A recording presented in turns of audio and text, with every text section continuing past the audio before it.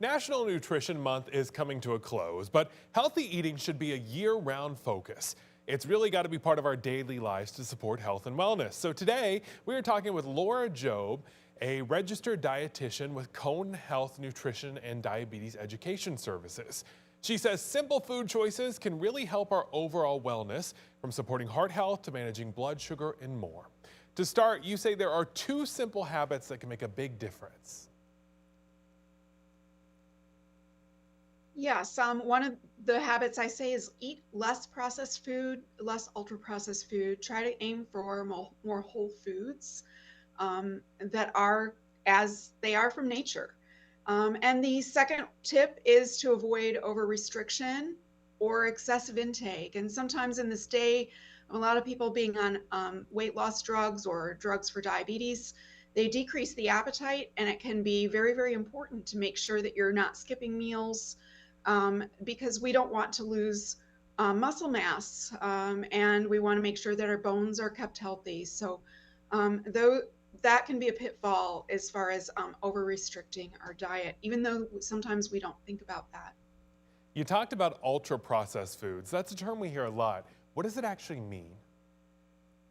So an ultra processed food has ingredients that we would not have in our own kitchen. These are typically not foods that we can prepare in our kitchen as well. So that might be like Doritos or cheese puffs, for instance. How does our everyday food choices about stuff like this and other items reduce the risk of heart disease or certain cancers? Yes, when we talk about food, we think about decreasing saturated fat to decrease risk of heart disease. So when we buy lean meats and we trim off the meat, when we have less meat, take the skin off the chicken, have less whole fat dairy, those things can contribute to decreasing our risk of heart disease, What about as cancer well prevent? as increasing our plant foods, our vegetables, very, very important as well. Absolutely. What about cancer prevention? Are there certain foods we should consider adding to the plate?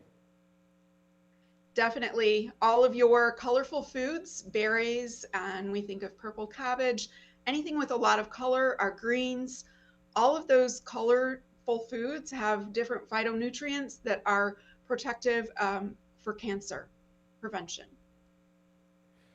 So from cancer to diabetes, what are some ways people can keep their blood sugar steady throughout the day? Excellent question. And I work mostly in the field of diabetes. And the biggest thing that people are deficient in is fiber. And having adequate fiber intake is one of the ways to keep the blood sugar stable. So fiber is in all of your plant foods, beans, whole grains, vegetables, fruits, nuts, and seeds.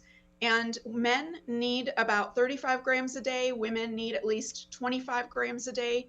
And we can get that if we're eating plenty of those whole foods and whole plant foods. Is it better to, The other thing is adequate protein intake.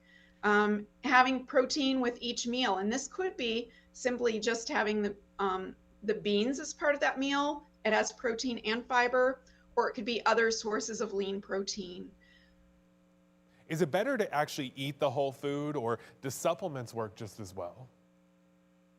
So supplements don't have everything built in. It only has what science thinks we need. And so supplements, although in some ways can be helpful to prevent deficiencies, I believe that the whole food is still the best option. Well, we are learning a lot. We're going to have you right back on the other side of this break for even more advice for healthy living.